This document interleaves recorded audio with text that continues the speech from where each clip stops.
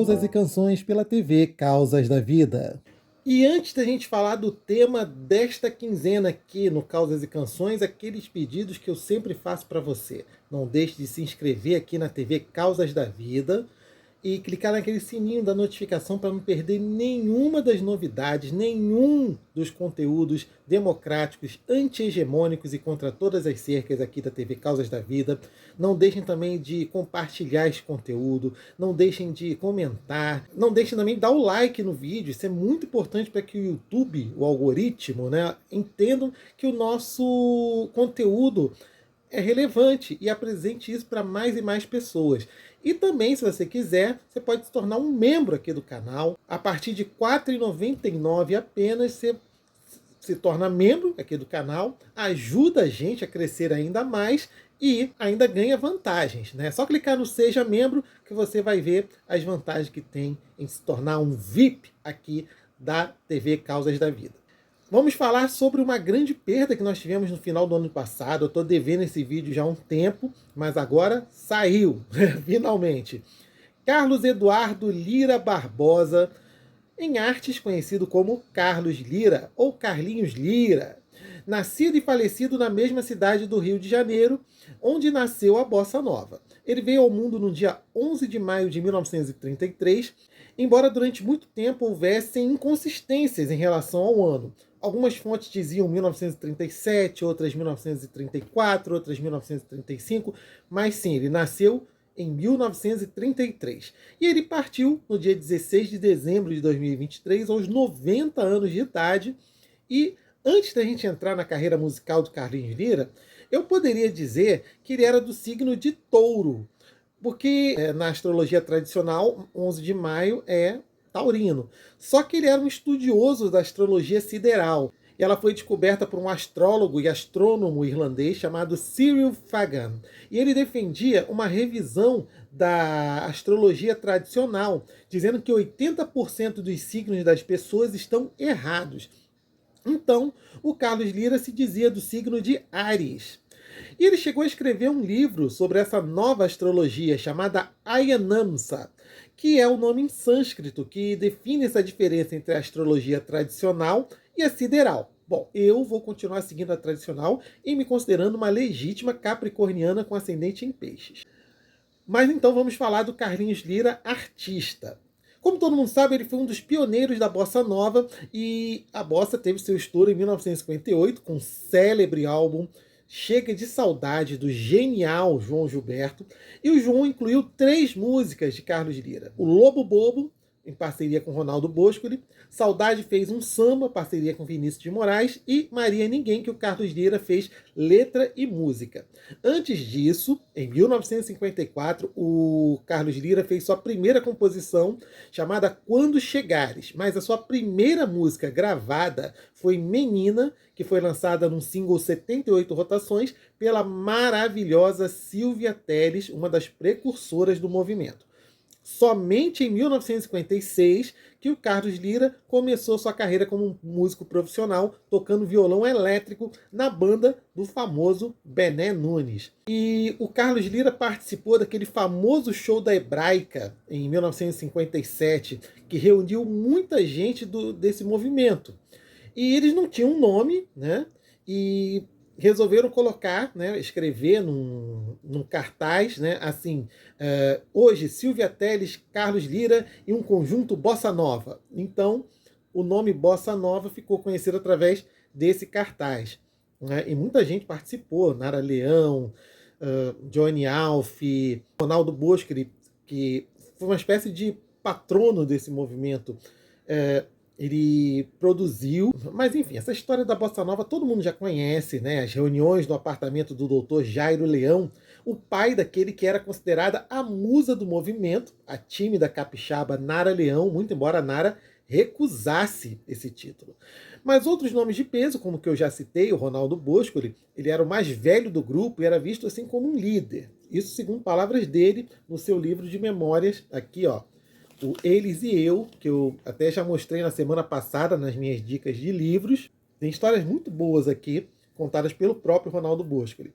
Mas a gente vai falar um pouco desse rompimento do Carlos Lyra com a bossa nova, causou uma certa dispersão entre seus membros, né? E sim, o fim da parceria com o Ronaldo Boscoli. O Carlos Lyra passou a se engajar em partidos de esquerda. Ele se filiou ao Partido Comunista Brasileiro e, muito embora o Ronaldo Boscoli se chamasse Ronaldo Fernando Esquerdo e Boscoli de esquerda, ele não tinha nada.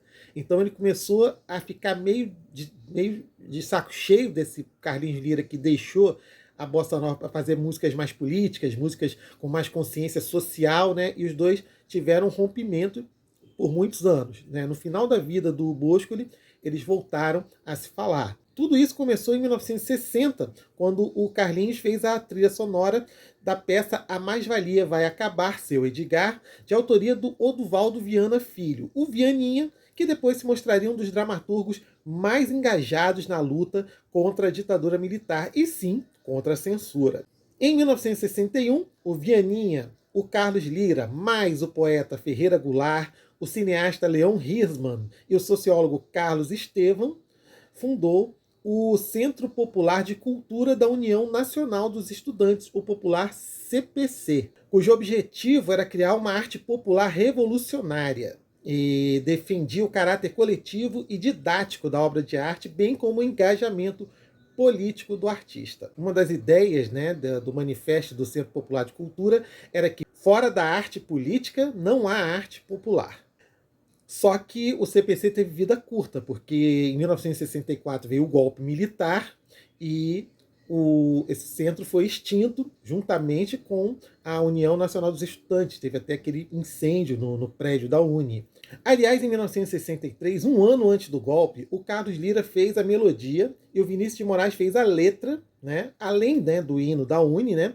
Eles fizeram, além de várias outras parcerias maravilhosas que eles fizeram, aquela que é considerada uma premonição dos tempos sombrios que vieram, que foi a Marcha da Quarta-feira de Cinzas, né? Acabou o nosso carnaval, ninguém ouve cantar canções. É uma letra assim que tem tudo a ver com aquele momento que o Brasil viria a viver, aqueles tempos sombrios, aquele inverno que durou 21 anos aqui no Brasil. Bom, com esse estado de coisas, né, o Carlos Lyra se autoexilou na cidade do México, chegando a se apresentar nos Estados Unidos por várias vezes. Ele foi para lá em 1965, se eu não me engano. Ele voltou ao Brasil em 1971, disposto a retomar sua carreira por aqui. E ele chegou a gravar 2 discos para o selo Philips. Em 1973, ele se transferiu para outra gravadora, um pouco menor, a Continental, e foi lá que, em 1974, ele lançou um álbum muito forte, com letras assim que realmente batiam contra aquele estado de repressão, de falta de liberdade. E o título é muito sugestivo, Herói do Medo. E todas as músicas desse álbum foram compostas pelo Carlos Lyra. Foi totalmente censurado e depois, claro, foi liberado, né? Teve que fazer muitas adaptações das letras, mas o Carlos Lyra, um tanto indignado, acabou indo morar nos Estados Unidos e passou mais 2 anos por lá. Quando voltou para o Brasil, ele continuou compondo várias trilhas sonoras para peças de teatro.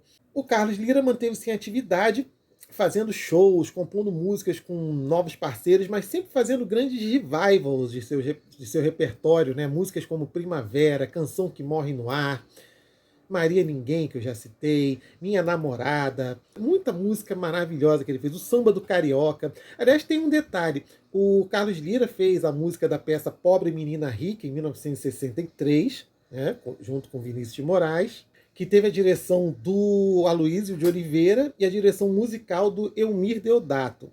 E o próprio Carlos Lyra fez parte do elenco, junto com Vinícius de Moraes e da Nara Leão, estava sendo lançada como cantora. Nara Leão lançaria seu primeiro álbum justamente em 1964. E quando o show passou para o Teatro de Bolso, aqui no Rio de Janeiro, ele teve a participação do humorista, compositor e cantor e ator Ari Toledo, que interpretou a música do O Pau de Arara, O Comedor de Giletes. E muita gente pensa que essa música é da autoria do Ari Toledo. Não é, de autoria de Carlos Lyra e Vinícius de Moraes. É da peça Pobre Menina Rica. E isso foi importante para projetar o nome do Ari Toledo nacionalmente. Depois ele passou a se dedicar a contar piadas, enfim, de maneira que todo mundo já conhece, muito popular e com muito sucesso. E vindo aqui para, né, o final aqui da vida do Carlos Lyra, para celebrar os seus 90 anos, foi lançado um álbum coletivo chamado Afeto, onde vários grandes nomes da nossa música, como Djavan, Leila Pinheiro, Fernanda Abreu, Joyce Moreno, Ney Matogrosso, etc. Muita gente, Marcos Valle, o João Donato, um pouco antes de nos deixar, fez alguns arranjos também.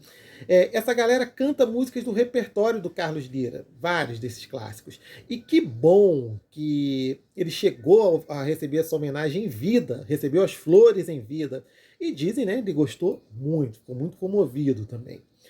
O Carlos Lyra era considerado por Tom Jobim, vejam só, pelo Tom Jobim, o maestro soberano.